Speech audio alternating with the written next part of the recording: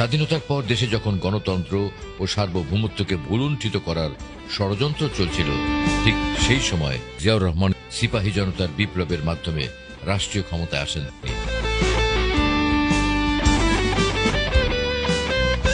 তিনি স্বপ্ন দেখতেন এবং অসামান্য দক্ষতায় সেই স্বপ্নগুলো জনগণের মাধ্যমে বাস্তবায়ন করতেন।